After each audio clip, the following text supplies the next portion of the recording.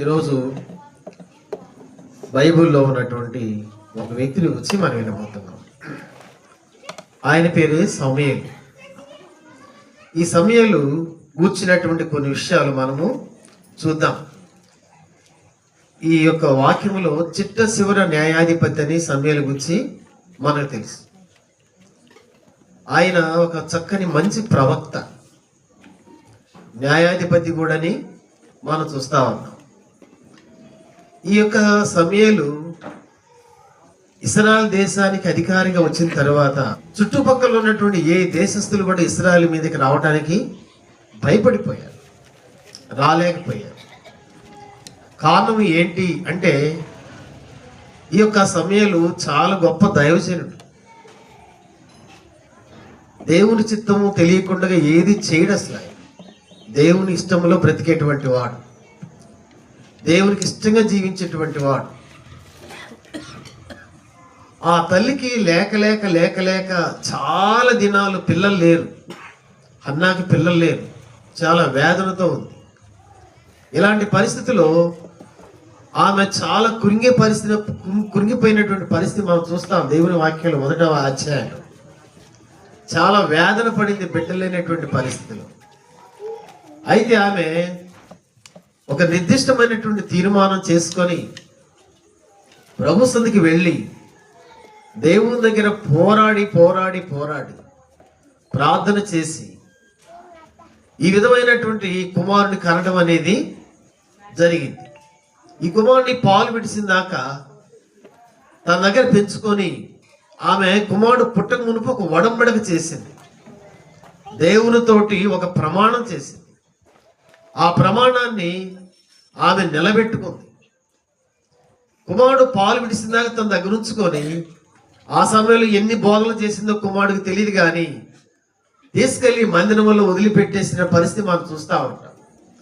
మందిరంలో వదిలిపెట్టిన తర్వాత సమూయేలు ఎలాంటి జీవితం జీవించాడో మనం దేవుని వాక్యంలో మనము చూస్తాం. అమ్మా అయ్యలారా ఇంకొక జాగ్రత్త వినాలి. మనకు కూడా బిడ్డలు ఉన్నారు. అనేకసార్లు మనము వారిని అన్ని విధాలుగా పట్టించుకుంటాం. చదువుల్లో కానీ, ఆరోగ్యం పరంగా కానీ, వాళ్ళకి ఏదైనా లోటు లేకుండా చూసుకుంటాం. చాలా సంతోషం. అయితే ఆత్మీయ స్థితి మాత్రం మనం గమనించు. వారి సహవాసాలు ఏంటి, వారి పద్ధతులు ఏంటి, వారి ఆలోచనలు ఏంటి అనేది విషయాన్ని అనేకసార్లు మనం గమనించలేము. మనం చూసేదంతా వారి ఆరోగ్యము, వారి చదువులు, వారికి ఏం కావాలా అనేది పట్టించుకుంటాం. కానీ ఈ విషయంలో మనం చాలా లోపాలు కలిగినటువంటి పరిస్థితి మనం చూస్తాం. అయితే ఈ సమూయేలు చిన్నతనం నుంచి ఒక శ్రేష్టమైనటువంటి జీవితం జీవించినట్టుగా దేవుని వాక్యంలో మనకి రాయబడింది. చూడండి, ఇలాంటి బిడ్డలు పుట్టినందుకు తల్లిదండ్రులకు ఎంత సంతోషం అండి. ఇదేనాలు అనేక మందికి తల్లిదండ్రులు బిడ్డలు చూస్తే సంతోషం లేదు. ఏడుస్తున్నటువంటి తల్లిదండ్రులు చాలా మంది ఉన్నారు. వారికి అన్ని విధాలుగా చూసుకుంటూ వస్తారు. పెద్ద అయిందాక చూసి చివరికి వారి ద్వారాగా తల్లిదండ్రులు చాలా వేదన వచ్చుకున్నటువంటి తల్లిదండ్రులు ఎంతో మంది ఉన్నారు. బిడ్డలు చూస్తే వారికి తల్లిదండ్రులకు నరకమే. కొంతమందికి వేడుపు తప్ప ఏం కనిపించదండి. కొంతమంది బిడ్డలను చూస్తే చాలా దుఃఖంలో ఉంటారు, చెప్పుకోలేరు, ఏం చేయాలో అర్థం కాదు. కారణం ఏంటంటే ఒకసారి మనం గమనించాలి. మనము మన బిడ్డల్ని దేవుని క్రమంలో పెంచితే వారు పెరిగి పెద్దవైన తర్వాత మీకు దీవెనకరంగా ఉంటారు. ఇది మనం గమనించాలండి. వారు మనకి ఆశ్చర్యకరంగా ఉంటారు. క్రైస్తవులైనటువంటి కుమారులు కుమార్తెలు తల్లిదండ్రులు ఎవరు వదిలిపెట్టరు. ఎక్కడ వదిలిపెట్టినట్టుగా మనం చూడం. వదిలిపెట్టేది ఎవరంటే ప్రభుని ఎరగనటువంటి వారు మాత్రమే వదిలిపెడతారు తల్లిదండ్రులు. కాబట్టి ఈ దినాన మన బిడ్డల్ని దేవుని క్రమంలో పెంచుకుంటే, నడిపించుకుంటే తదుపరి వారు మనకు దీవెనకరంగా ఉంటారు. నిజరాజ్యానికి వారసత్వాన్ని కలిగిన వ్యక్తులుగా కూడా ఉంటారు. అమ్మా ఇలా ఒకసారి గమనించండి. మన బిడ్డలకి లక్షలు కోట్ల సింహాసన పర్లేదండి. మా బిడ్డలకు అది ఇచ్చాను, ఇది ఇచ్చాను, అది ఇచ్చాను చాలా చెప్పుకుంటాం. అయితే ప్రభువుని వారికి ఇస్తే చాలండి. ప్రభు మార్గంలో నడిపిస్తే చాలు. కోట్ల రూపాయలు ఇచ్చినట్టే ఇంకా వాళ్ళకి. కోట్ల రూపాయలు కూడా చాలవండి ఆ గొప్ప భాగ్యానికి. ఇక్కడ మనం చూస్తా ఉంటే సమయలు గురించి కొన్ని మాటలు మనం విందాం. సమయలు సమరజేయులు అనే అర్థం ఏంటంటే దేవుని యొద్ద అడిగి పొందినది అని అర్థం. సమయలు అనే మాటకి దేవుని యొద్ద అడిగి పొందినది సమయలు అంటే మాటకి అర్థం గుర్తుపెట్టుకోండి. అయితే ఈయనలో ఉన్నటువంటి కొన్ని ప్రాముఖ్యమైన లక్షణాల గురించి మనం చూద్దాం. మొదటి సమయలు గ్రంథం చూడండి, 2వ అధ్యాయంలో 12వ అధ్యాయంలో 3-4 వచనాలు చూద్దాం. మొదటి సమయలు గ్రంథము 12వ అధ్యాయము 3-4 వచనాలు చూద్దాం. చదవండి 3-4 వచనాలు. ఇదిగో నేనున్నాను, నేనెవని యొద్దనైనా తీసుకొంటినా, ఎవని గార్ధపమునైనా పట్టుకొంటినా, ఎవరికైనా అన్యాయం చేస్తున్నా, ఎవరినైనా బాధ పెట్టినా, న్యాయము నాకు అగబడకుండా ఎవని యొద్దనైనా లంచం పుచ్చుకొంటినా, అలాగ చేసిన ఎడల యెహోవా సన్నిధిని ఆయన అభిషేకం చేయించిన వారి ఎదుటను వాడు నా మీద సాక్ష్యం పలుకవెళ్ళను. అప్పుడు నేను మీ ఎదుట దాన్ని మరలా నిత్తునన్ను. 4వ వచనం చూడండి. 4వ వచనం. నీవు మాకు ఏ అన్యాయమైనను ఏ బాధనైనను చేయలేదు. ఏ మనిషిని యొద్ద గాని నీవు దేనినైనను తీసుకొనలేదని వారు చెప్పగా.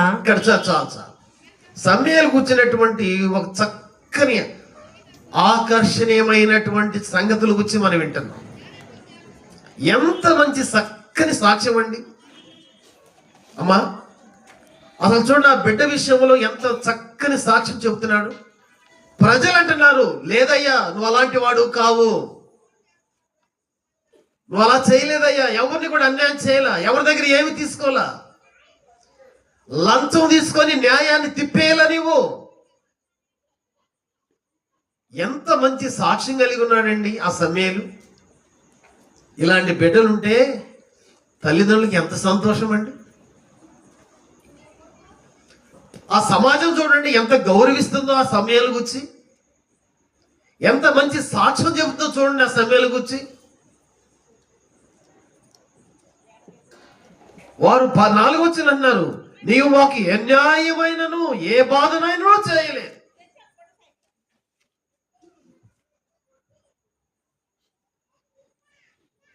నువ్వు ఏ మనుషులతో ఏది కూడా తీసుకోలేదు. వాళ్ళు ఎంత చక్కని సాక్ష్యం చెబుతున్నారండి. ఇది నాన్న దేవుని బిడ్డలారా, ఈ చక్కని క్రమంలో మన బిడ్డలు నడిపించుకుంటే ఎంత సంతోషం. మాకు తెలిసినటువంటి యవనస్తుడు ఉన్నాడు. ఆ యవనస్తుని గురించి హిందువులు మాట్లాడుతూ చూస్తా కొన్నాళ్ళు చూసిన తర్వాత నాతో చెప్పిన మాట అండి, ఇట్లాంటి ఒక కొడుకుంటేవయ్యా మాకెంత సంతోషంగా ఉండేది అనేవాడు అన్నారు. చాలా మంది విన్నా నేను. ఒక్క కొడుకుంటే మాత్రం ఏమైంది? ఇదేనా దేవుని బిడ్డలారా, మనం ఒక్కసారి గమనిద్దాం. ఈ చక్కని క్రమంలో మన బిడ్డలు నడిపించుకుంటే అంతకంటే ధన్యత ఏముందండి. ఆ తల్లిదండ్రులకి ఎంత సంతోషం. కడుపు నిండిపోదండి ఆ మాటలు ఏంటంటే, తల్లిదండ్రులకి కడుపు నిండిపోదు.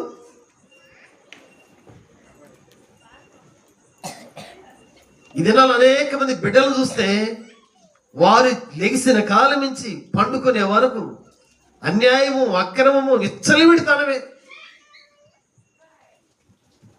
తల్లిదండ్రులకు గుండె కోతనండి. ఈయన గురించి చూడండి ఎంత చక్కని మాటలో. 2వ విషయం చూద్దాం చూడండి. అదే 2వ అధ్యాయం చూడండి. సమూయేలు మొదటి గ్రంథంలో 2వ అధ్యాయం 2వ అధ్యాయము 18వ వచనం చూడండి. బాలుడైన సమూయేలు నారతో నేయబడిన ఏఫోదు ధరించుకొని యెహోవాకు పరిచర్య చేయుచుండెను. తర్వాత 21వ వచనం కూడా చూడండి. 21. యెహోవా హన్నాను దర్శింపగా ఆమె గర్భవతి అయి ఆ. 3 కుమారులను 2 కుమార్తెలను కనెను.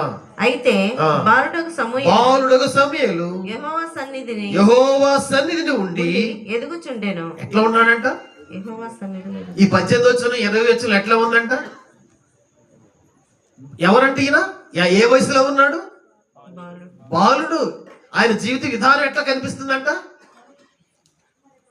దేవునిలో ఎదుగుతూ ఉన్నాడు, దేవునిలో పెంచబడుతున్నాడు. అసలు ఎంత చక్కని మాటలు చూడండి. ఈ దినాల్లో మన బిడ్డలు ఏమైనా పంపిస్తామండి? దేవుని పని చేయరా, దేవుని సన్నిధికి వెళ్ళు, దేవుని మాటలు విను, దేవుని దగ్గర కూర్చో, ఆయన పని చేయి, ఏం చెబుతామండి మనం? అసలు చెప్తున్నాం? అసలు వాళ్ళ బిడ్డలకు అసలు ఏమైనా పురమాయిస్తున్నామా మనం?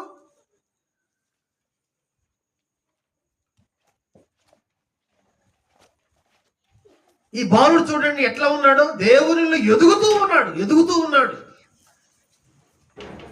ఎదగటం అంటే ఏంటి? ప్రార్థన, వాక్యము, దేవుని సన్నిధి, దేవుని సహవాసం, దేవుని బిడ్డలతో ఉంటాం. ఎంత చక్కని జీవితం జీవిస్తున్నాడండి చూడండి ఇక్కడ. దేవుని బిడ్డలారా, దేవునిలో ఎదుగుతున్నాడు, దేవునిలో ఎదుగుతూ ఉన్నాడు. మనమేనండి మనం మన సంగతి ఏంటి? నీ సంగతి, నా సంగతి ఏంటి? దేవుళ్ళు ఎదుగుతున్నామా, తరుగుతున్నామా? కొంతమంది జీవితం చూస్తుంటే తరగటమే, ఎదగటం లేదండి. కొంతమంది జీవితాలు ఎదగటం అనేది కనిపించదు అసలు. వారు ఏ కాడికి తగ్గటమే. మొదటున్నటువంటి ఆశ, మొదటున్న తృష్ణ ఉండదు. ఈ బాలుడైన సమయంలో పెరుగుతూ ఉన్నాడు, దేవుని ఇంకా ఆశగా పరిగెత్తుతున్నాడు. ఏం చక్కని మాటలండి. మరి ఇదేనా మన బిడ్డలండి? మన బిడ్డల సంగతి ఏంటి అసలు? మన సంగతి ఏంటి? మన బిడ్డల సంగతి ఏంటి? మనం ఈ లోక పరంగా అన్ని వాడు బాగా ఆస్తి సంపాదించాం, ఇది సంపాదించాం, అది వచ్చింది, ఇది వచ్చింది, వీటిని గురించి పెరగటమే కానీ అసలు దేవుల్లో ప్రాముఖ్యమైన విషయం, ఆ విషయంలో ఏమైనా పెరుగుతున్నాడా అని ఏమైనా ఉందండి?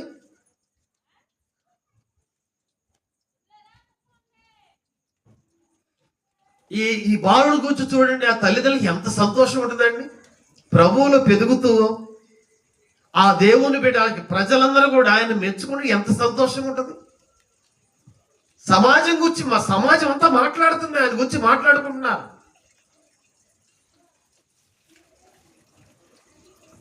ఎక్కడ వంక పెట్టలేని జీవితం జీవిస్తున్నాడండి ఆయన. ఈ దినాలు అనేక మంది యవనస్తుల పరిస్థితి మనం చూస్తా ఉన్నాం. వాళ్ళ గురించి ఎంత చెడ్డగా మాట్లాడతారో.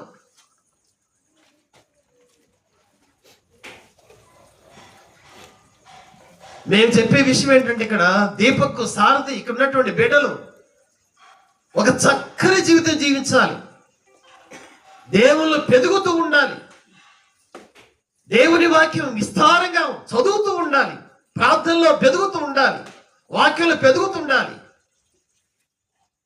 ఈ ప్రార్థన కూడిక అందుకు ఏర్పాటు చేయబడింది. ఏదో 4 పాటలు పాడుకొని మాటలు వినిపోవటం కోసం కాదు. జాగ్రత్తగా ఈ మాటలు తీసుకోవాలి, మన జీవితాల్లో, మన కుటుంబంలో తీసుకోవాలండి. ఈ దినం నుంచి నా బిడ్డల్ని ఈ క్రమశిక్షణలో పెంచుకోవాలి.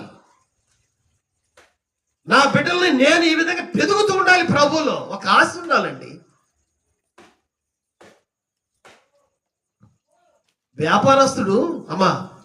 వ్యాపారస్తుడు తన అభివృద్ధి కోసం, వ్యాపారం చేసి డబ్బు సంపాదించడం కోసం అసలు ఎంత తాపత్రయపడతారండి వాళ్ళు. లేచిన కాలం నుంచి పడుకునే వరకు వ్యాపారం, బేరం, అది ఇది, డబ్బులే. తన ఆస్తి అభివృద్ధి చేసుకోవడానికి ఎంత కష్టపడతారు. మరి మనమానండి క్రైస్తవులం చెప్పుకునేటువంటి మన భక్తి పెరగొద్దా? ఈ విధమైన ఆశ లేకపోతే ఏ క్రైస్తత్వం అనేది?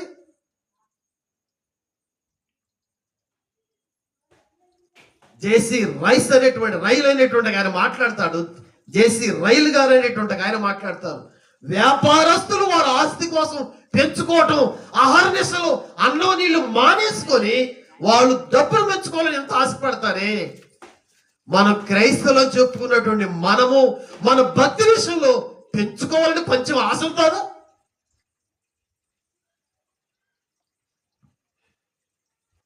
దినాన్ని ఒకసారి మనం గమనించాలి ప్రియుల. మన బిడ్డల్ని ప్రభు మార్గంలో పెంచకపోతే అమ్మా అయ్యలారా, చేతులారా వారిని నరకాన్ని పంపించే పరిస్థితి నీది, ఆ బాధ్యత నీది. ప్రభు మార్గంలో వాళ్ళు లేరంటే చేతులారా నువ్వు నీ బిడ్డలు నరకానికి పోతారు. ఒకసారి డిఎల్ మోడీ గారు అమెరికాలో వాక్యం చెబుతా ఉన్నారు. జాగ్రత్త వినాలి ఈ మాటలు. డిఎల్ మోడీ గారు వాక్యం చెబుతా ఉన్నారు. ఆయన దాదాపు 1,00,000 మందికి వాక్యం చెప్పారంటే 1,00,000 మందికి వాక్యం చెప్పారు. అయితే ఒక దినాన 70 మందికి వాక్యం చెబుతా ఉన్నారు. వాక్యం చెబుతున్న సమయంలో వాక్యం అయిపోయిన తర్వాత ఈ డిఎల్ మోడీ గారితో మాట్లాడుతున్నారంట. ఎవరు? ప్రభు మాట్లాడుతున్నారంట. డిఎల్ మోడీ 70 మంది వాక్యం విన్నారు కదా, వారిని నిలబడి ప్రభువుని అంగీకరించామని తీర్మానం చేసుకో విధంగా చెప్పయ్యా అన్నాడు. ప్రభువుని మీరు అంగీకరించండి, ప్రభు రక్తంలో కడుక్కోండి అని వారికి తీర్మానాన్ని చేసే విధంగా వారికి ప్రకటన చేయి అని చెప్పాడు.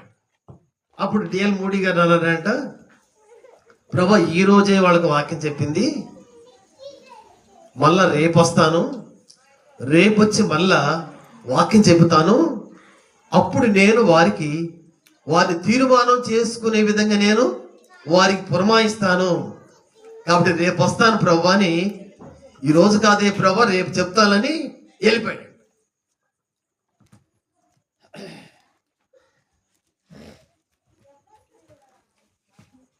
వెళ్ళిపోయిన తర్వాత మధ్యరాత్రి వేళ 12 గంటలప్పుడు తన గదిలోకి భయంకరంగా వెలుగు వచ్చేసిందంట. మధ్యరాత్రి 12 గంటలప్పుడు వెలుగు వచ్చేసరికి ఈ యొక్క డిఎల్ మోడీకి అదిరిపోయాడంట. ఏంటి ఇంత వెలుగు వచ్చేసింది, పరిగెత్తుకొని బయటకు వచ్చేసాడంట. షికాగో పట్టణమో తగలబడిపోతుంది, అంతే కూలిపోయాడంట. డిఎల్ మోడీ గారు కూలిపోయి ఏడుస్తున్నాడంట. ప్రభువా, రాత్రి చెప్పినటువంటి మాట నేను వినకుండా తిరస్కారం చేసేనే ప్రభువా. తర్వాత అందిన వార్త ఏంటంటే 70 మందిలో 48 మంది కాలిపోయారు. తర్వాత ఏడుస్తాడు డిఎల్ మోడీ గారు, ప్రభువా నువ్వు చెప్పిన మాట వినకుండగా నేను తిరస్కారం చేసి 48 పట్టలు పెట్టుకున్న దౌర్భాగ్యాన్ని ఏడ్చాడంట. ఇదేనా దేవుని బిడ్డలారా, మన బిడ్డల్ని దేవుని క్రమంలో పెంచకపోతే వారిని నరకానికి తీసుకెళ్లే బాధ్యత నీదే, నువ్వే దానికి కారకుడివి. డిఎల్ మోడీ ఏడుస్తున్నాడు, నేనే ఈ 48 మంది నరకానికి తీసుకెళ్ళేటువంటి వాడి నేనే గోడును ఏడ్చాడంటే డిఎల్ మోడీ గారు. ఇక్కడ మనం చూస్తా ఉన్నాం, ఈ సమయాలు దేవుని సన్నిధిలో ఉండి నానాటికి పెరుగుతున్నాడు. మన బిడ్డలు నానాటికి ప్రభువులు పెంచాలి. అదండి దేవుని వాక్యం మనకు చెప్పేటువంటి విషయం. ఈ చక్కని మార్గంలో సమయాలు పెరుగుతూ ఉన్నాడు. ఇంకో మాట చూడండి, సమయాల గురించి 2:26 కూడా చూద్దాం. బాలుడకు సమూయేలు ఇంకను ఎదుగుచు యెహోవా దయ యందును మనుషుల దయ యందును వర్ధిల్లుచుండెను. ఎట్లా ఉన్నాడంట సమయాలు? దేవుని దయలో మనుషుల దయలో. మనుషులు ఎప్పుడు దయ చూపిస్తారండి? మనుషుల దయలో దేవుడు ఎప్పుడు దయ చూపిస్తాడు? దేవుడు తన బిడ్డ విషయంలో దయ ఎప్పుడు చూపిస్తాడు? దేవునికి ఇష్టంగా నడుచుకునేటప్పుడే. మనుషులు ఎప్పుడు చూపిస్తారు? ఆ యొక్క బిడ్డల మీద దయ ఎప్పుడు చూపిస్తారు? వారు కూడా మనుషులకి ఇష్టంగా బ్రతికినప్పుడే కదా. ఆ బాలుడైన సమయాలు ఎంత ఇష్టంగా బ్రతుకుతున్నాడు చూడండి. మనుషులకి, దేవునికి ఎంత ఇష్టంగా బ్రతుకుతున్నాడు చూడండి. దేవుని దృష్టికి ఎలాంటి వాడికి జీవిస్తున్నాడు చూడండి. మనుషుల దృష్టికి ఎలాంటి వాడికి జీవిస్తున్నాడు చూడండి. ఎంత చక్కని మాటలు ప్రియులరా. ఈ దినమున ఆ సమయాలు గురించి ఆ ఇంటున్నటువంటి తల్లిదండ్రులు కడుపు నిండిపోతే ఇంకేముంటుందండి వాళ్ళకి. ఎంత ఆనందిస్తారో, ఎంత ఆనందిస్తారో. అయ్యా దీపక్ సారథి ఇక్కడ ఉన్నటువంటి బిడ్డలు, మీరు ఒక శ్రేష్టమైన జీవితం జీవించి ఈ తల్లిదండ్రులకి, ఈ సమాజానికి ఒక మంచి పేరు తేవాలి. ఒక మంచి పేరు తేవాలి. దేవుని దయలో మీరు పెరగాలి అంటే దేవునికి ఇష్టంగా బ్రతకాలి. మీరు మన ఇష్టానుసారంగా జీవిస్తా దేవుడు దయ చూపించమని చూపించలేడు. మన మార్గాల్లో మనకి వెళ్ళిపోతా దేవుని దయ కోరుకుంటే ఆయన దయను చూపించలేడు. ఆయన ఈ విషయాన్ని మనం గమనించాలి. దేవుని యొక్క దయ మన మీదకి ఎప్పుడు వచ్చిందంటే ఆయనకి ఇష్టంగా బ్రతికినప్పుడే కదండి. మనుషుల దయ ఎప్పుడు చూపిస్తారు? మనుషులు కూడా సంతోష పెట్టే విధంగా, ఎక్కడ ఎలాంటి నష్టం కాకుండా, అవాంఛనీయమైన సంఘటన జీవించకుండా, అసభ్యకరమైన జీవితం జీవించకుండా ఒక ప్రత్యేకమైన జీవితం జీవించినప్పుడు ఎంత సంతోషిస్తారు బిడ్డలు. బిడ్డల విషయం చూసి మా మనుషులు ఎంత సంతోషిస్తారు, ఎంత మెచ్చుకుంటారండి. ఈ దినాల్లో బజారు వెళ్ళిపోతుంటే వెనక తిట్టుకునే వాళ్ళు ఎంతమందో, వెనక అనుకునే వాళ్ళు ఎంతమంది అండి.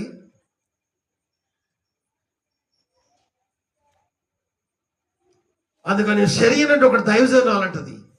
శరీ అనేటువంటి దైవజనాలు అంటది, ముందు నీ బిడ్డలు రక్షించబడకపోతే నువ్వు ఏడు కన్నీరు కారు, ఉపవాసాల నుండి అల్లాడు దేవసందులో, వారు మారుమనసు పొందే వరకు నువ్వు అన్నం మానేసేయి అంటదా తల్లి. ఈ దినాన మన బిడ్డల సంగతి అండి ఆలోచించాలి. వారి విషయంలో పట్టుబట్టి ప్రార్థన చేయాలి, కన్నీరు కారవాలి, ప్రభువాడు రక్షించబడాలి. ఈ బిడ్డ సంగతి చూడండి, ఎంత చక్కని క్రమంలో నడుస్తున్నాడు. ఇంకో మాట చెప్పి చూద్దాం, తొందర చూసి నేను అందులో ముగిస్తాం. ఇక్కడ 3వ అధ్యాయం కూడా చూడండి. 3వ అధ్యాయంలో ఇది చాలా మరి గంభీరమైనటువంటి పరిస్థితి ఉంది. ఇక్కడ 3వ అధ్యాయం 1 నుంచి 18 వచనాల వరకు మనం చూస్తే, చిన్నతనములోనే దేవుని స్వరము వినినటువంటి వాడు కనిపిస్తున్నాడండి. ఈ 3వ అధ్యాయం ప్రవక్తని ఏలితో మాట్లాడట్ల దేవుడు, వాళ్ళ కుమారులను హోప్ని ఫినెహాసుతో మాట్లాడట్ల దేవుడు. వాళ్ళంటే దేవుడికి అసభ్యకరమైనటువంటి పరిస్థితి వచ్చేసి అసహించుకున్నాడు వాళ్ళని, హోప్ని ఫినెహాసుల్ని, ఏలిని, ఆ ప్రవక్తలు కూడా, ఆ యాజకులు కూడా దేవుడు అసహించుకున్నాడు. వారితో మాట్లాడడానికి దేవుడికి ఇష్టం లేదు. ఎవరితో మాట్లాడుతాడంటే బాలుడైన సమూయేలుతో మాట్లాడుతున్నాడు. ఎంత ఇష్టంగా ఉన్నాడో చూడండి సమూయేలు. ఆ దినాల్లో ఎవరితో మాట్లాడ దేవుడు తనకి ఇష్టమైన బిడ్డలతో, ప్రవక్తలతోనే మాట్లాడేవాడు. ఇప్పుడు సమూయేలు ఒక చక్కని ప్రవక్తగా పెరుగుతున్నాడు, సమూయేలుతో మాట్లాడుతా ఉన్నాడు. పిల్లవాడు కదండి, నిద్రపోతున్నాడు. ఆ నిద్రపోయేటువంటి సమూయేలు పిలుస్తున్నాడు, సమూయేలు, సమూయేలు, సమూయేలు. ఈ బాలుడైన సమూయేలు పాస్టర్ గారు పిలుస్తున్నాడు ఏమని పరిగెత్తుకుని వెళ్ళిపోయాడు. అయ్యగారు మీరు పిలిచారు కదా, నేను పిలవలేదు, అయిపోయి పడుకో. మళ్ళా ప్రభు పిలుస్తున్నాడు, సమూయేలు, సమూయేలు, సమూయేలు. సమూయేలుతో మాట్లాడుకుంటూ వచ్చాడండి దేవుడు. బాలుడైన సమూయేలుతో మాట్లాడాడు. దేవుని స్వరం వినే భాగ్యము సమూయేలు కలిగి ఉన్నాడు. ఎవరితో మాట్లాడతాడండి దేవుడు? వినేవాళ్ళతో మాట్లాడతాడు. దేవుని వాక్యానికి లోబడే వాళ్ళతో మాట్లాడతాడు. ఎవరితో వారితో మాట్లాడ దేవుడు. ఎవరైతే ఇష్టంగా ఉంటారో, ఎవరైతే వింటారో, ఎవరైతే లోబడతారో వారితోనే మాట్లాడతారు. దేవుని స్వరం వినే భాగ్యం మనకు కలిగి ఉంటే ఎంతకంటే ధన్యకరమైన జీవితం ఏముందండి ఇంకా. అందుకనే ప్రభు అంటాడు, ఎవడైతే నా మాట విని వణుకుతాడో వాని మీద దృష్టి పెడతాడు ప్రభు. వారి విషయంలో శ్రద్ధ తీసుకుంటాడు, వారి విషయంలో పట్టించుకుంటాడు. చూడండి, ఇక్కడ మనం ఈ అధ్యాయంలో మనం చదివితే 1 నుంచి 18 వచనాల వరకు సమూయేలుతో మాట్లాడుకున్న విధానాలు మనం చూస్తూ ఉంటాం.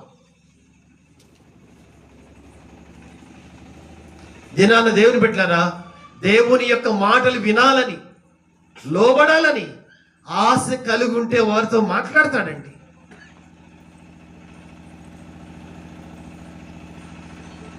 దేవుని పాదాల మీద పడాలి. ప్రభా, నువ్వు నాతో మాట్లాడు.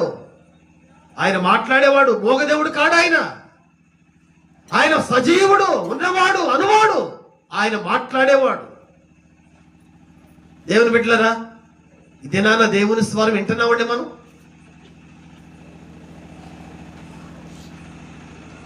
ఒకసారి అమెరికా దక్షిణ కొరియా ప్రధానమంత్రి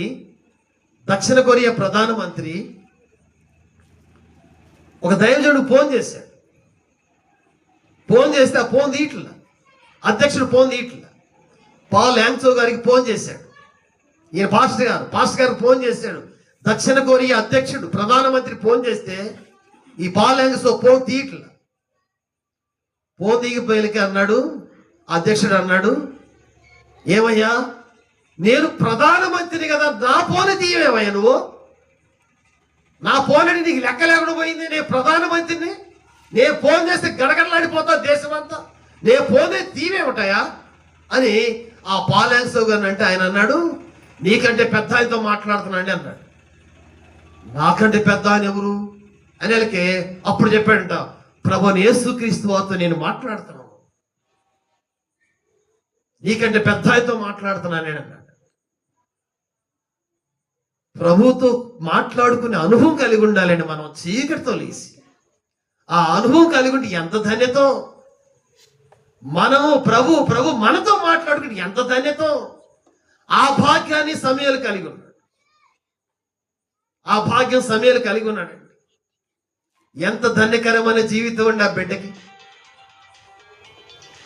ఇంకో మాట చెప్తే తొందర చూడండి. ఎక్కడ మనం చూస్తా ఉంటే 13వ అధ్యాయంలో 13 చూడండి. 13వ అధ్యాయం 13 కూడా చూడండి. అందుకు సమూయేలు ఇట్లా, నేను నీ దేవుడైన యెహోవా నీకిచ్చిన ఆజ్ఞను గైకొనక నీవు అవివేకపు పని చేస్తివి. నీ రాజ్యమును ఇశ్రాయేళ్ల మీద సదాకాలము స్థిరపరచుటకు యెహోవా తలచి ఉండెను. అయితే నీ రాజ్యము నిలవదు. ఇక్కడ ఏమన్నాడు చూడండి, ఎంత చక్కని జ్ఞానం గలవాడు చూడండి. సౌలు దేవుని మాట వినకపోయిన వెంటనే వచ్చేసాడు. దేవుని మాట విననటువంటి వారి విషయాలు ఎంత పట్టించుకున్నాడు చూడండి. నిన్ను దేవుడు ఒక రాజుగా నిన్ను పెట్టినప్పుడు ఆయన మాట నువ్వు వినాలి కదా. నువ్వు ఆయన మాట వింటల్లా, నువ్వు పనికిరావు, రాజ్యానికి రాజుగా పనికిరావు. దేవుడు నిన్ను తీసేస్తాడు. అసలు ఎంత ధైర్యం అండి ఆ మాట చెప్పడానికి, ఎంత గుండె కావాలి. అంటే ఇక్కడ అర్థం ఏంటంటే, పాపాన్ని చూసి సహించేవాడు కాదు సమయాలు, పాపాన్ని చూసి ఓర్వలేనటువంటి వాడు, దేవుని వాక్యాన్ని పెడచెవి పెట్టినటువంటి వారి విషయంలో ఆయన ఎంత కఠినంగా నిర్ణయం చేశాడు చూడండి.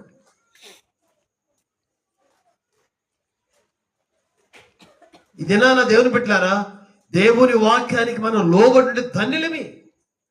ఒక సమయంలో ఇలాంటి నిర్ణయం చేసుకుంటే దేవుని మాటలు వినటువంటి వారి విషయంలో దేవుడు ఎలాంటి నిర్ణయం చేస్తాడండి?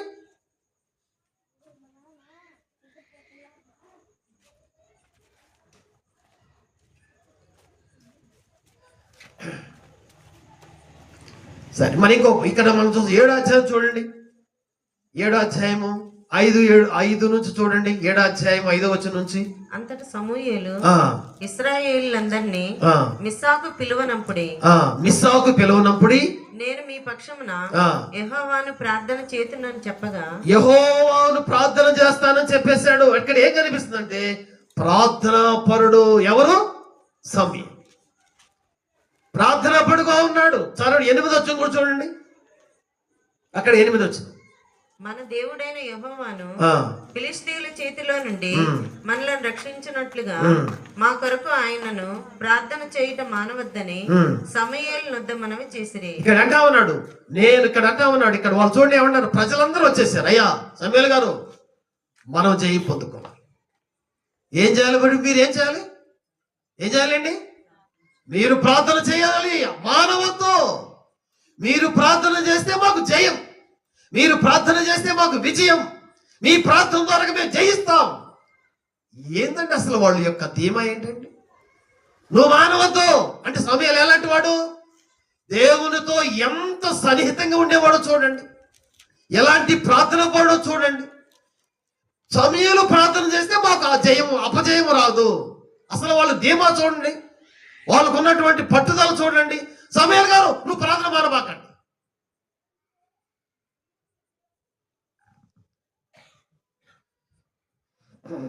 8వ అధ్యాయం చూడండి, 6వ వచనం. 8వ అధ్యాయం 6వ వచనం చూడండి. అక్కడ 8వ అధ్యాయం 6వ వచనం.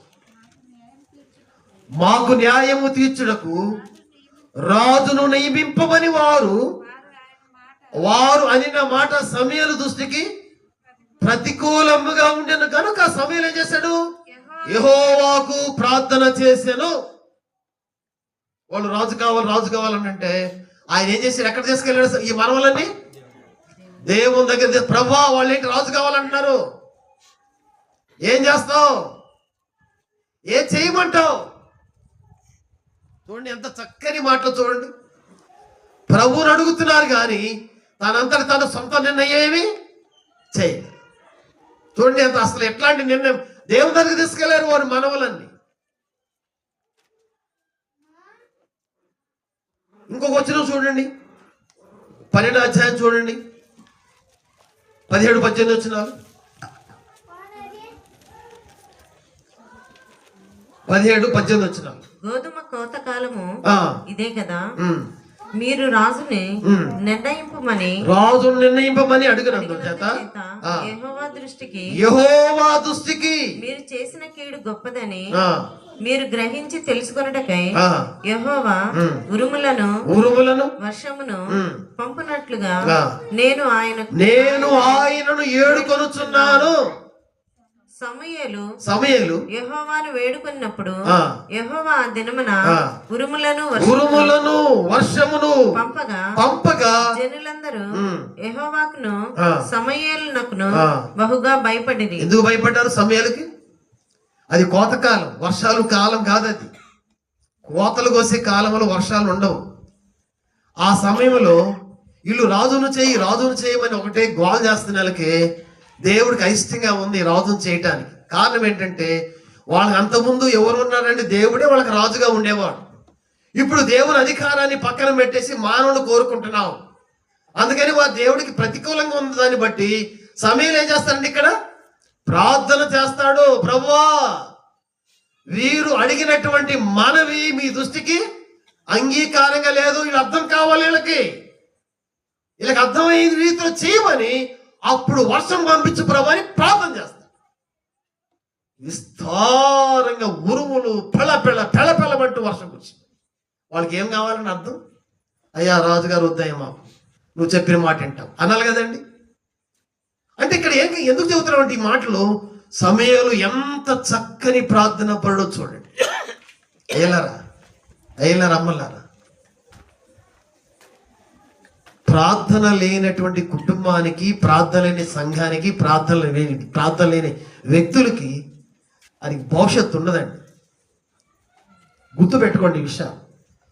మీరు ఏకాంత ప్రార్థనలో ప్రార్థనలో పోరాడలేనటువంటి వ్యక్తులు, వారి భక్తి నిలవదో, వారి ఒక దినమున వారు నామకార్తలుగా మిగిలిపోవాల్సిందే. ప్రార్థన లేని వ్యక్తులు వారు అవిశ్వాసులుగా మిగిలిపోతారంతే, విశ్వాసుల్లో భ్రష్టులు అయిపోతారంతే. ప్రార్థన ద్వారాగానే దేవునితో సరైన సంబంధం కలిగిండి విశ్వాసంలో బలమైనటువంటి వారికి ఎదగాలి. సమూయేలు చూడండి ఎంత చక్కని ప్రార్థన పరుడుగా ఉన్నాడు.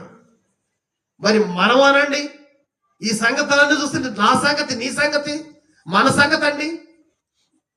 మనం ఎలా ఉన్నాం? ఈ దినాలు అనేక మందికి ప్రార్థన అంటే గిట్టదు. స్వస్థత కూటాలు పెట్టండి, ఎంతమంది వస్తారు ఇక్కడికి?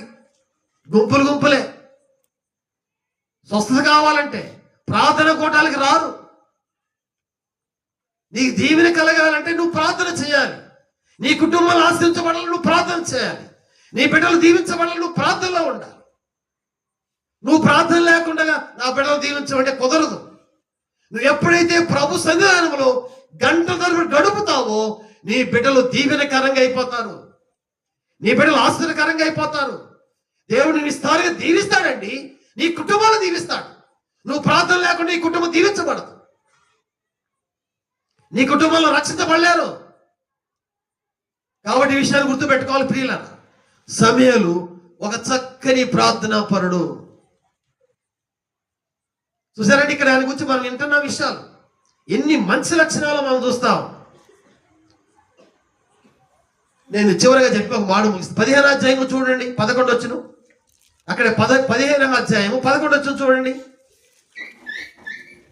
సౌలు నన్ను అనుసరింపక, ప్రభు అంటారు, సౌలు నన్ను అనుసరింపక వెనుక తీసి నా ఆజ్ఞలను గై కొనకపోయెను గనుక అతను రాజుగా నిర్ణయించినందుకు నేను పశ్చాత్తాపడుచున్నాను. అక్కడ చూడు, దేవుడు అంటా ఉన్నాడు, సమూయేలు రాజుగా పెట్టినందుకు నాకు చాలా బాధగా ఉంది అని దేవుడు సమూయేలుతో చెబుతున్నాడు. అప్పుడు సమూయేలు ఏం చేస్తూ చూడండి, అందుకు సమూయేలు కోపావేశుడై రాత్రి అంతా యెహోవాకు మొరపెట్టుచుండెను. ఎప్పుడు చేస్తున్నాడంట?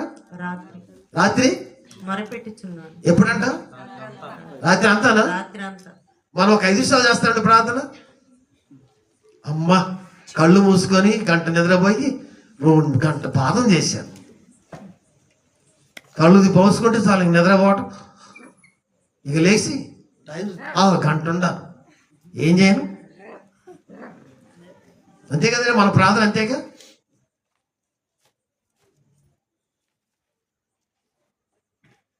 రాత్రి అంతా ప్రార్థన చేస్తా ఉన్నాడు.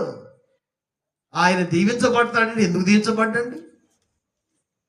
ఎందుకు ఆశ్రయించబడ్డండి? ఎందుకు రావు ఆయన మీదకి దీవెనలు? ఎందుకు రావు? ప్రజలందరూ ఎందుకు దేవునికి ఆయన గెస్ట్గా దైవజనుడని ఎందుకు చెప్పుకోరు? మరి మన సంగతి ఏంటండి? మన సంగతి ఏంటి అసలు? మనం కూర్చున్నామా? మన బిడ్డల దగ్గర కూర్చున్నామా? మన బిడ్డలు కూర్చోబెట్టుకున్నామా? ప్రార్థన చేయమని చెబుతున్నావా? మనం నేర్చుకున్నావా? కొంతమంది ఇప్పటికి ప్రార్థనకు వస్తారు. ప్రార్థన అమ్మ ప్రార్థన ఏంటో మరి అర్థం కాదు. మరి ఎన్ని సంవత్సరాల నుంచి మా ప్రార్థన?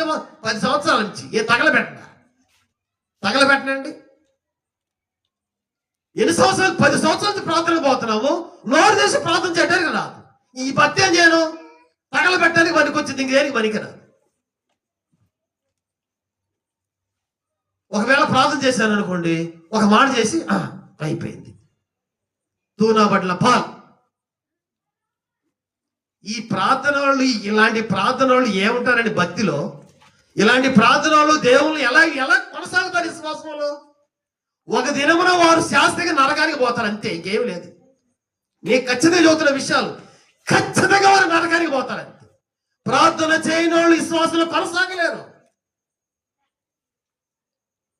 వారి భక్తి నిలవదు. ఈయన చూడండి, బాధేసిపోయింది, సమస్య వచ్చి పడింది. ఆ కష్టంలో రాత్రల్లా పెడుతున్నారు. మన సమస్యల్లో ప్రభు పాదాలు పట్టుకోవాలి. వారి దగ్గరికి వీళ్ళ దగ్గర పరిగెత్తడం కాదు. రాత్రల్లా దేవుని దగ్గర కూర్చొని పెడుతున్నాడు, ప్రభా ఈ సమస్య నుంచి బయట తీసుకురా. ఎంత చక్కని ప్రార్థన పరుడు. తన కుమారుడు తల్లి చూసి ఎంత ఆనందిస్తుందోనండి ఈ బిడ్డను చూస్తుంటే. ఒక మాట చెప్పి నేను ముగిస్తాను. మా 3వ అధ్యాయం చూడండి. 3వ అధ్యాయము 19 నుంచి 21 వరకు చదువుకొని ముగించుకో. 3వ అధ్యాయం 19వ వచనం చదవండి. సమూయేలు పెద్దవాడు కాగా యెహోవా అతనికి తోడై, చూడండి, యెహోవా అతనికి తోడై ఉండినందున అతని మాటలలో ఏది తప్పిపోలేదు. కాబట్టి సమూయేలు యెహోవాకు ప్రవక్తగా స్థిరపడినని దాను మొదలుకొని బెర్షెబా వరకు ఇశ్రాయేలు అందరూ తెలుసుకున్నారు. దేవుని ప్రవక్త గారు సమూయేలు మాట్లాడంటే చాలంతే జరిగిపోతారు. సమూయేలు ఏ చెప్పిన దేవుడు చేస్తాడు. సమూయేలు అన్నాడంటే నెరవేరింది. సమూయేలు మాట అంటే మాట కాదు, అది ఖచ్చితమే. ఎక్కడి నుంచి అంట?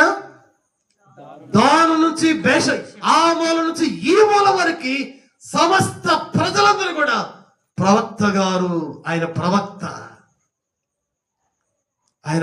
గారు. 21 వచ్చిన కూడా చూడండి, 21 వచ్చిన. మరియు షిలోహులో యెహోవా మరలా దర్శనమిచ్చుండెను. షిలోహులో యెహోవా తన వాక్కు చేత సమూయేలునకు ప్రత్యక్షమగుచూ వచ్చెను. సమూయేలు మాట ఇశ్రాయేలు అందరిలో ఎల్లడి ఆయనేమని సమూయేలు. చూడండి, ఇంతకు ముందు దేవుడు ఏలి ఓపిరి పినియాసులో మాట్లాడట్లా, రాలా. ఇప్పుడు సమయం వచ్చిన కాలం నుంచి దేవుడు వస్తున్నాడు, మాట్లాడుతున్నాడు. దేవుడు మాట్లాడుతున్నాడు. దాను మొదలుకొని బేషబ, ఆ మూల నుంచి ఈ మూల వరకు అందరూ చెప్పుకునే విధంగా సమయంలో పెరిగాడు దేవుల్లో. ఎంత చక్కని మాటలు ఇదేనా ఈ రాత్రికి ఆ సమయంలో ప్రియుల. ఈయన గుర్తు చూడు, ఎంత చక్కని మాటలు మనకు తెలియచేయబడతాయి. ఎంత మంచి సాక్ష్యం చెప్తా ఉన్నారు ప్రజలు. ఇదేనా నీ సంగతి ఏంటండి సహోదరి? నీ సంగతి, నా సంగతి, మన సంగతి ఏంటండి? మన బిడ్డల సంగతి ఏంటి? గతాన్ని వదిలిపెడతాం, ఈ దినం నుంచి గొప్ప తీర్మానం చేసుకుందాం. గతంలో మనం చేయలేకపోయాం, ఈ దినం నుంచి ప్రార్థనలో మనం పోరాడదాం. మన బిడ్డలు దేవుళ్ళలో పెంచుకుందాం. ఒక దేవుని యొక్క బిడ్డలుగా ఉన్నతమైన స్థితిలోకి తీసుకెళ్ళాలి. పుట్టారు, సంతోషిస్తాం. ఏమండి, చాలా సంతోషిస్తాం. వారు పెరిగి పెద్దవారే పనికి రాకపోయారని ఎంత బాధ వచ్చిందో. ఈ విధంగా చిన్నతనంలో పెంచుకుంటే రేపు నీకు ఎంత దీవెనకరంగా అయిపోతారు, ఆశ్చర్యకరంగా అయిపోతారు. దేవుడి చక్కని క్రమాన్ని మన బిడ్డలకు మనం నేర్చుకొని జీవించాలని దేవుడు మనకు ఉద్దేశించి చెప్తా ఉన్నాడు ఈ రాత్రికాల సమయంలో. ఒక చక్కని తీర్మానం చేసుకుని ఈ దినం నుంచి, ప్రభా నేను ఈ విధంగా జీవించలేకపోయాను, నా బిడ్డలకు చెప్పుకోలేకపోయాను, నేను నడవలేకపోతున్నాను. ఈ దినం నుంచైనా ప్రభా ఈ చక్కని క్రమంలో నేను నడవాలి, నా కుటుంబం, నా బిడ్డలు నడవాలయ్యా. నీ నుంచి ఏం ఆశించట్లేదండి. ఇవి జీవించడం వల్ల నీకు నీ కుటుంబానికి దీవెన, నీకు నీ కుటుంబానికి సమాజానికి ఆశ్చర్యకరంగా ఉంటావు, సమాజానికి దీవెనకరంగా ఉంటావు. దేవుడు నిన్ను ఆ విధంగా చేయాలనుకుంటున్నాడు. మనల్ని సమాజానికి ఒక ఉన్నతమైన స్థితిలో నేను ఉంచాలనుకుంటున్నాడు, ఉద్దేశించాడు. నీ కొరకు ఆ విధంగా ఉంచి ఆయన రక్తాన్ని, ప్రాణాన్ని దారపోసాడు. నీ కోసం దారపోసాడు ఆయన. నీవు ఆ స్థితిలో ఉండడానికి వీల్లేదు. నా బిడ్డలు ఉన్నతమైన స్థితిలో ఉండాలని ఉద్దేశించి ఆయన ఈ లోకానికి మహాదేవుడు, మహోన్నతమైన దేవుడు నీ కోసం వచ్చి రక్తాన్ని, ప్రాణాన్ని దారపోసాడు. ఏమండి, ఇదేనో మన సంగతి ఏంటి? మనం ఎలా ఉన్నామండి? మనం ఎలా జీవిస్తున్నాం? అమ్మా ఒకసారి చూడండి. షాప్కి వెళ్ళాము, ఒక బాల్ పెన్ ఇవ్వమన్నాం. అమ్మా ఒక బాల్ పెన్ ఇవ్వమన్నాం. బాల్ పెన్ తీసుకున్నారు. ఎంత అయ్యా అన్నా? 3 రూపాయలు. తీసుకున్న ఇచ్చేసాడు. ఇచ్చిన తర్వాత తీసాం, రాస్తా రాయట్లా. ఏంటంటే ఇది రాయట్లేదు, ఇంకోటి పెన్ ఇవ్వమంటాం. అతను అన్నాడు, ఇక్కడ రాయదండి, అది మీ ఇంటికాడ రాసిద్దండి అంటాడు. ఎక్కడ రాయదు? ఇక్కడ వేతనం రాయదు. ఎక్కడ రాసిద్ది? మీ ఇంటికాడ రాసిద్ది, మీ ఊర్లో రాసిద్ది, ఇక్కడ రాయదు. అంతేనా? ఒప్పుకుంటావా? నువ్వు ఒప్పుకుంటావా? ఇక్కడ రాయదు. ఎక్కడ రాసిద్ది? మీ ఊర్లో రాసిద్ది అన్నాడు. ఒప్పుకో. కనీసం చిన్నదే, 3 రూపాయలే, 2 రూపాయలే. ఒప్పుకో, అంగీకరించు. ఈ సాక్ష్యం అక్కడ కాదు, ఇక్కడ కాదు, అక్కడే కుదరదు. ఎక్కడ జాలాలి సాక్ష్యం ఏంటో? నేను అక్కడ బాగుంటాను, ఇక్కడ బాగుండాలి, ఇక్కడ రాయాలి, ఈ గ్రామంలో రాయాలను, ఈ గ్రామంలో ఈ సాక్ష్యం కనపడాలి. నేను ఆడ కనపడతాను, ఏడగను, ఎన్ని దొంగలు దొక్కాలి ఈ మాటలని. నీ సాక్ష్యం కనపడాలి, ఈ ఊర్లో కనపడాలి, నీ కుటుంబంలో కనపడాలి, సమాజంలో కనపడాలి, నీ సాక్ష్యం కనపడాలి.